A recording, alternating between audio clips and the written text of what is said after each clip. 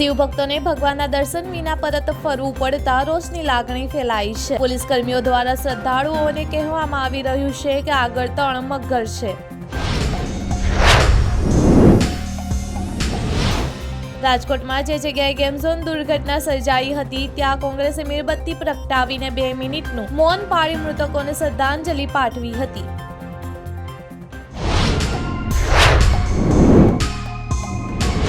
હિડનબર્ગનો ઈરાદો ભારતીય શેરબજારમાં અફરાતફરી સર્જીને દેશના અર્થતંત્રને નુકસાન પહોંચાડવાનો હતો, પરંતુ સોમવારે ભારતીય બજારોમાં કોઈ મોટા પાયે ઉથલપથલ જોવા ના મળી।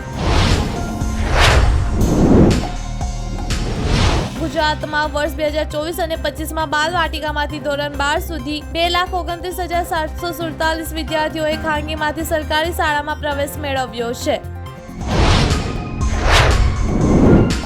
ગુજરાતના એક વ્યક્તિ અને તેના ચીની ભાગીદારી અમેરિકામાં છેતરપિંડી કરવાના આરોપમાં ધરપકડ કરવામાં આવી છે। તેઓએ સાથે મળીને 2 વૃદ્ધ અમેરિકન યુગલોને તેમની જીવનભરની બચતને સોનામાં બદલવાના વચન આપીને છેતર્યા છે।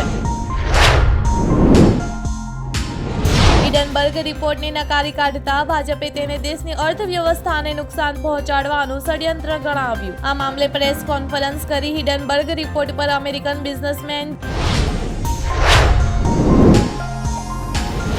જસપ્રીત બુમરાહ સપ્ટેમ્બરમાં યોજનારી ભારત વર્સિસ બાંગ્લાદેશ આ શ્રેણીમાં રમત રમતા જોવા મળશે નહીં। આ શ્રેણીમાં મોહમ્મદ શમી મેદાનમાં પરત ફરી શકે છે।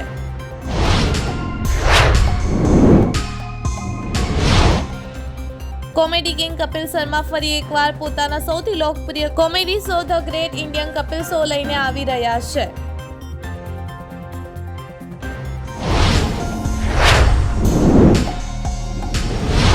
છેલ્લા 29 વર્ષથી વડાપ્રધાન નરેન્દ્ર મોદીને રાખડી બાંધી રહેલા કમર શેખ ફરી એક વખત દિલ્હી જવાની તૈયારી કરી રહ્યા છે।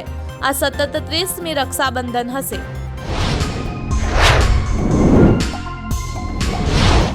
ભારત બાંગ્લાદેશ સરહદ પરના વિસ્તારમાં જમાતે ઇસ્લામીના ગઢ ગણાતા મહેમદપુરમાં આવેલા ઇસ્કોન મંદિર પર હુમલો કરવામાં આવ્યો। ભગવદ્ ગીતાને બાળવામાં આવી હતી।